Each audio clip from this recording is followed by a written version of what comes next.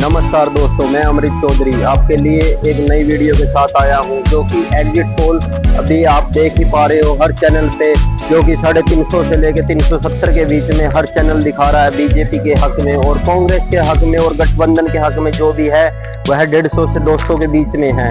और कहीं ना कहीं अगर देखें तो गठबंधन ऐसे अपनी पकड़ जो जनता के बीच में नहीं बना पाया, तो उसका कारण क्या रहा? कहीं ना कहीं अपने मुद्दों पे खरा नहीं उतरा और वह जहां कुछ साल पहले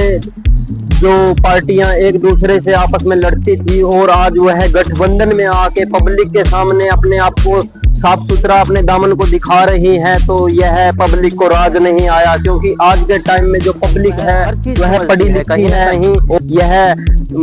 मुद्दे जो इन्होंने उठाए थे, हर मुद्दा जो कि एक बहस का मुद्दा बनता हुआ दिखाई दे रहा था इलेक्शन के दौरान, और हर पार्टी जो भी है मोदी पे इल्जाम लगाने की बजाय काम करने के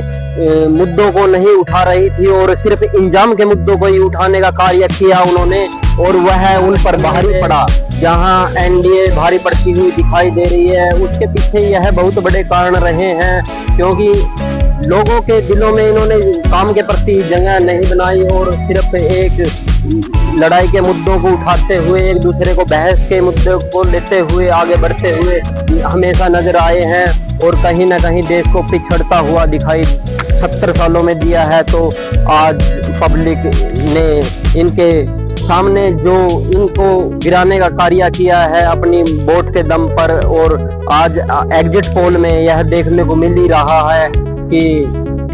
बीजेपी जो है 370 के आसपास का जो आंकड़ा छूते हुए दिखाई दे रही है, और कांग्रेस ने आज तक जो किया है वह जाति में बांटने का कार्य किया है। और आज गठबंधन अगर देखें तो गठबंधन क्यों बना हुआ है? गठबंधन आज से अगर 10-15 साल पहले देखें तो एक दूसरे के प्रति इल्जाम लगाते हुए दिखाई देते थे, तो आज गठबंधन एकजुट क्यों है? अगर देखा जाए तो उस टाइम के जो एक दूसरों को गलत साबित करने वाले लोग आज इकट्ठे हैं, तो सबके सब गलत हैं। क्यों? ऐसा क्यों? इकट्ठा होने पे ऐसी क्या मजबूरी है एक इंसान के प्रति यह इकट्ठा होकर देश में चेहरे के पीछे अगर मोदी जी को गिराने के चक्कर में अगर इकट्ठे हुए हैं, तो ऐसा पब्लिक ने दिखा दिया है करके कि आप ऐसा नहीं कर सकते। अगर आप जितना मर्जी इकट्ठे हो जाओ, आप ऐसा नहीं कर पाओगे, क्योंकि पब्लिक अब मोदी के साथ है, और यह पब्लिक ने दिखा भी दिया है। जहां एग्जिट पोल में अब आंकड़े 340 से लेकर 370 के आंकड़े छूते हुए बीजेपी दिखाई दे रही है, वहीं आप देख ही पा रहे होंगे कि कांग्रेस 150 से 200 तक ही जाती हुई दिख रही है, और जिसमें कि गठबंधन है, और जहां निर्दलीय 40 और 45 या 50 के बीच में रहेंगे। वहीं अगर देखें तो 400 पार का जो नारा था वह अगर 350 अगर बीजेपी लेके आती है, तो निर्दलीय भी बीजेपी में जाने की संभावनाएं हैं, तो 400 पार का आंकड़ा बखूबी हो सकता है। अगर किसी को अपनी लुटिया डूबती हुई दिखाई देती है, तो वह ऐसी ऐसी बातें करता ही है इंसान, तो वही गठबंधन ने किया है। उन्होंने अपनी लुटिया डूबती हुई दिखाई दे रही थी और उन्होंने इल्जाम पे इल्जाम लगाने शुरू किए, और पब्लिक इन चीजों को समझते हुए उन्होंने आगे बढ़ता हुआ अपना कार्य पूरा किया, और अपनी वोट का जो पावर दिखाया है वह आप 4 तारीख को देख ही पाओगे कि प्रधानमंत्री पद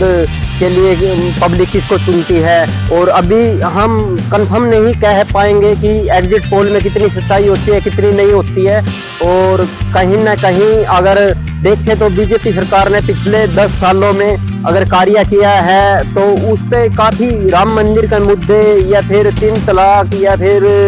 कश्मीर की कई ऐसी चीजें हैं जो कि पब्लिक पर प्रभाव डालने का कार्य किया है, और उस प्रभाव की वजह से आज अगर मोदी सरकार हैट्रिक मार रही है, तो वही देन है। क्योंकि मोदी की जो गारंटी है, कहीं ना कहीं मोदी की गारंटी देखने को पिछले 10 सालों में मिली है, और आगे भी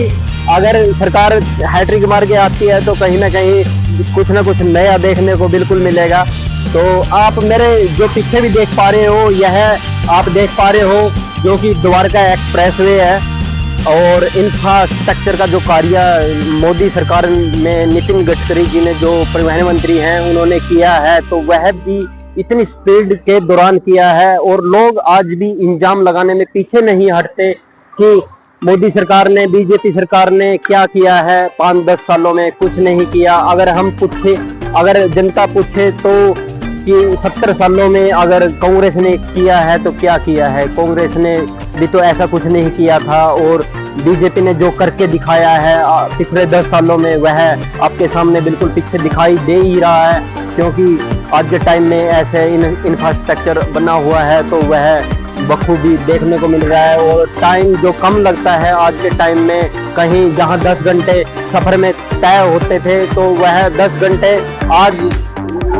कट कर अगर 5 या 4 घंटे पे आए हैं तो पब्लिक का टाइम भी बचा है और पेट्रोल और डीजल में भी। और आप लाइक करें, कमेंट करें और चैनल को सब्सक्राइब करें। और आपका रिव्यू क्या है बीजेपी के प्रति, आप कितना सोचते हो कि बीजेपी आने वाली है या फिर गठबंधन आने वाला है, उसके लिए अपनी दोस्तों आपको वीडियो कैसी लगी आप जरूर कमेंट में बताएं और लाइक करें चैनल को और सब्सक्राइब करें। धन्यवाद।